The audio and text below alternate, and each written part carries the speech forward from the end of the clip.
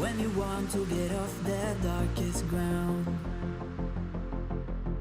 but gravity pulls you straight down.